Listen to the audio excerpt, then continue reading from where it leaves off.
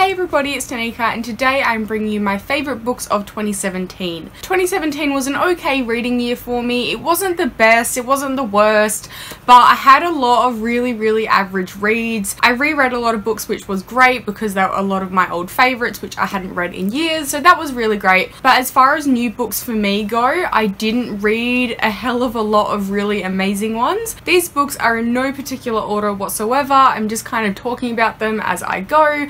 But the number one spot is definitely my number one for the entire year. But everything else could go in kind of any spot before that. So I'll just start off with the first book I pick up, which is Letters to the Lost by Bridget Kemmerer. Now I read this book in October for Shattering Stigmas, which was the mental illness awareness event that I took part of, which I'll leave down below. This book is about a girl named Juliet who has recently lost her mother, and so she's currently grieving, and she goes to the graveyard, visits her mother, and she writes letters and leaves them there as well.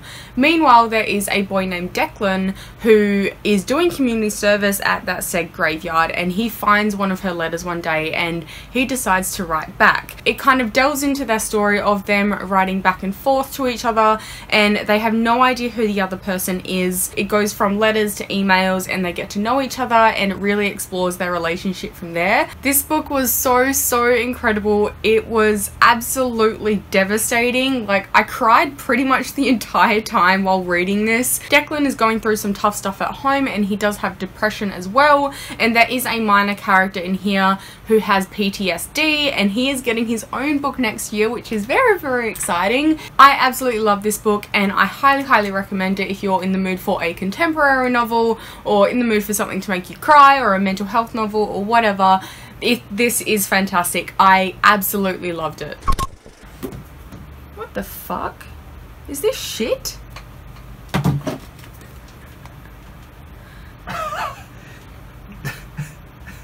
Did one of the cats shit on my book? It looks like it. No. That's poop. Cat poop on your book. It must have been when they were really little though, because I know it.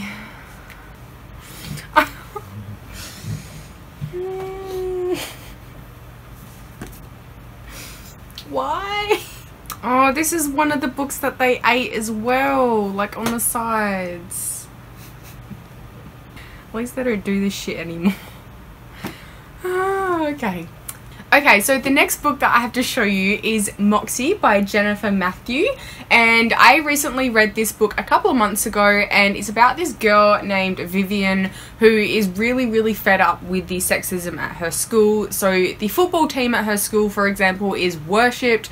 There's really prevalent sexism, like with the school dress code and that sort of thing, and she's just absolutely fed up with it. So she decides to create her own feminist zine, which she secretly distributes out to the school, and she's inspired by her mum as well, who was part of a feminist revolution in the 90s, and it is such an amazing book. I went into this kind of, I don't know, I was a little bit apprehensive because I thought it might just be kind of cheesy and not great, but it was actually so much fun, and it was so amazing, and I loved Vivian as a character, and I loved her mum and her relationship with her mum as well. I thought it was a really healthy, like, family dynamic, and the kind of, you get like pictures of the zine in here as well, so like for example that's one of them. I feel like being able to actually see the zines in the book really added to the story. I love this book so much. It made me feel happy, it made me feel really angry and sad, and a whole array of emotions which I always love in a novel. And yeah, I thought it was just absolutely fantastic. I personally didn't like learn anything new from this as far as being a feminist goes, because I have, you know, identified as a feminist for multiple years now. It's been ages. Regardless of how much you've learnt so far as a feminist, this is a really amazing novel, and it's so much fun to read, and I highly recommend it. The next book I have to show you is Tower of Dawn by Sarah J Maas. Now, I feel really weird putting a Throne of Glass novel onto one of my favourites lists, because I have very much a love-hate relationship with this entire series, and I haven't really enjoyed one of her books this much since Crown of Midnight, which was her second Throne of Glass novel. Tower of Dawn doesn't follow Aelin's story, it follows Chaol's story and is directly parallel to the events that happened in Empire of Storms, which I won't get into because major spoilers if you haven't read the series. But yeah, basically this is Chaol's novel, and it started off as a novella, but it quickly turned into like a 600-page novel. To read about Chaol not being completely demonized made me so happy because he is my precious and I love him. I mean, like, I did have a few issues with this, like with the Rowan and Aelin worship thing, because that really pisses me off. But for the most part, I absolutely loved this, and I'm so impressed that, like, I liked a Throne of Glass book this much again, because I haven't for the longest time. I know a lot of people weren't going to pick this one up because it doesn't follow Aelin and stuff. Personally, I don't care because I'm fucking over Aelin shit, but I love Chaol, and I do really think that this is a really amazing installment in the series, regardless of whether you like Chaol or not. I thoroughly enjoyed this. I loved all the characters that were introduced. I loved the world and being able to explore more of the world, and I loved everything that happened for the most part. This is now easily my new favourite Throne of Glass novel apart from Crown of Midnight, so I'm very, very happy about this one. So the next book I have to show you is Eliza and Her Monsters by Francesca Zappia, and I love this book so much. I loved all of these books obviously, but I know I keep saying that, but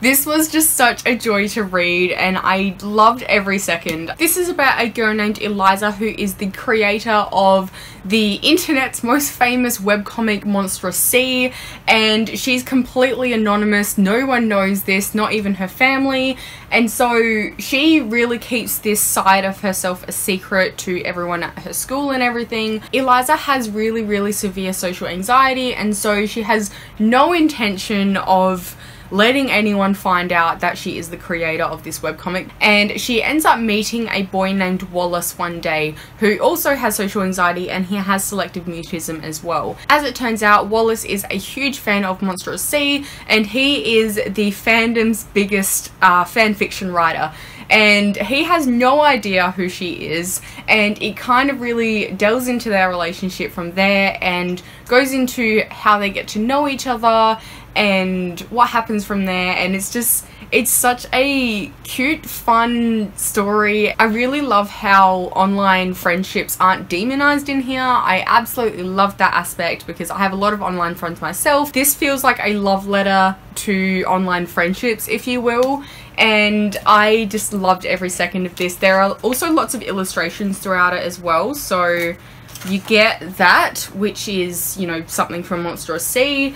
And also, fun fact, Monstrous Sea is actually something that Francesca Zappia is writing as well. It can be found online. I was as invested in Monstrous Sea in this book as I was in Eliza and Wallace's story, and yes, it's so much fun, it's so cute, and it's a really great novel. Next up on my list is another mental health novel. I read a lot of really amazing mental health novels this year, and that is Under Rose-Tainted Skies by Louise Gornal.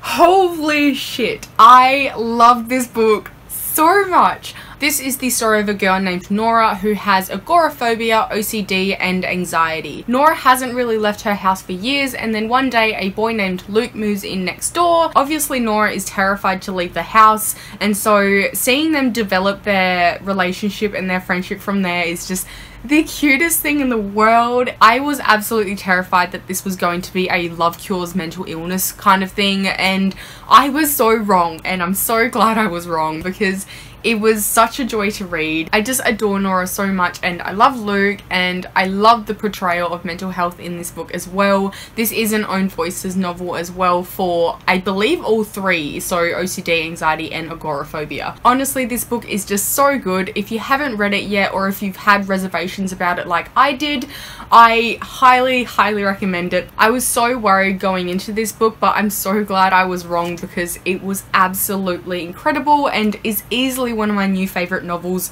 of all time ever. I loved it. Okay, so these next three books are easily my top 3 books of the year. My number 1 is still my number 1, but number 2 and 3, they could be really interchangeable because I love them both so much and I always really struggle between them. So I'm just gonna like pick one up randomly, and that is The Hate You Give by Angie Thomas. This book is inspired by the Black Lives Matter movement and is about a girl named Star Carter who lives in a poorer neighborhood, and she goes to like a rich white person's school. One night Star ends up being the sole anonymous witness to her best friend being shot, Khalil, and she doesn't know what to do about this. It really launches Star into learning more about social activism and social justice, finding her place in the world and everything like that, and it's just so wonderful. I fucking love this book so much. This book was just absolutely phenomenal. Like,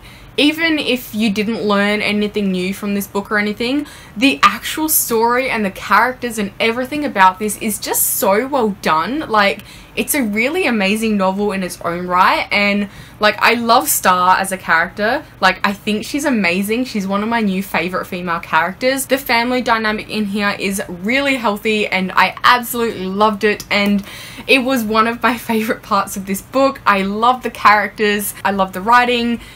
I can't even describe to you how much I love this book, like, not only because of the important subject matter, but just because it was such a well-written, amazing story. It was really great. Like, this book made me realize that I really love world building in contemporary novels as well, which isn't something I usually think about when it comes to contemporary novels, but it was just so well done. Again, this is one of my new favorite novels of all time. It was just absolutely stand out and it stuck with me since I read it, and I think I'm probably going to read this again like next year sometime because it was just that good. If you haven't actually picked this one up soon, I highly recommend you do as soon as possible because all of the hype is worth it. It's so good. I know I just keep saying how amazing it is, but I can't get over how amazing this book was. Okay, so the next book I have to show you is The Gentleman's Guide to Vice and Virtue by Mackenzie Lee, and this book was just so much fun. I went into this kind of just expecting like a historical romance kind of novel, but it's like a full-blown adventure, fast-paced, action-packed novel. It's so much fun. This is about a boy named Monty who is in line to take over his father's estate, and before he does that, he goes on a grand tour around Europe with his best friend Percy, who he is in love with because Monty is bisexual. His sister Felicity also came along on this trip with him, and they just, I don't want to go into too much detail because it's just so much fun finding out for yourself, but they get up to so much in this story, and there's kind of like a mystery sort of element to it, which I found really fun, and there's just so much that happens in here, and I loved every second. Honestly, it was absolutely phenomenal, and the relationship between Percy and Monty was just like, it tore at my heartstrings, and I loved them together so much. Percy is also black and he has epilepsy as well, which I feel like was done really well throughout this book because it does really touch on how Percy is treated by others in this book as a black man in the 1700s, and he's also discriminated against because of his epilepsy as well. There's just so many things about this novel that I really loved, and there's going to be a sequel as well that follows Felicity, which I'm very excited for. If you haven't picked this book up yet, I highly recommend you do so because it's so much fun, it's so cute, and it's a really great historical fiction as well. Okay, so my number one book for the year of 2017 might come as no surprise to some people, and this is a book that until this year I'd been literally waiting about 2 years for, maybe even longer. I was so worried going into it that it wouldn't meet my expectations, but thankfully it did. It met all of them and it exceeded them, and that is Strange the Dreamer by Laini Taylor. Strange the Dreamer is about a boy named Laszlo Strange who is a war orphan and a junior librarian. When he was a small boy, he vividly remembers this name of this city that just completely was erased from his mind because he was like mid-discussion about this city in a faraway place, and then all of a sudden it was just gone.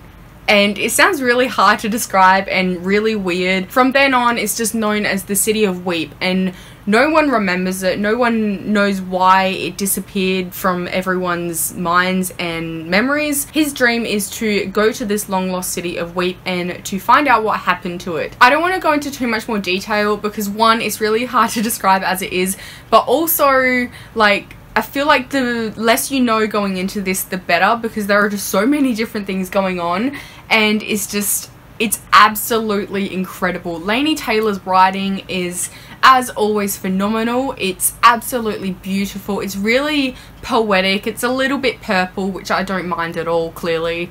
And it reads like poetry. I feel like every single sentence that she uses has a purpose, and it's just so beautifully put together and written, and I can't even describe how much I love this book. Laini Taylor's work just means so much to me, and I love her stuff so much, and I am obsessed with this story. I'm absolutely obsessed with it. I'm probably going to reread it again in the new year sometime before Muse of Nightmares comes out, but yes, I highly recommend. This book is like 500 pages and I read it in a day, so if that's any indication of how I felt about this book, then yes. Okay, so that is it for my favourite books of 2017. I know it wasn't like a lot compared to some other booktubers, but I'm really happy with the books that I did end up falling in love with this year, and like while I did have an average reading year, I feel like my favourite books of this year,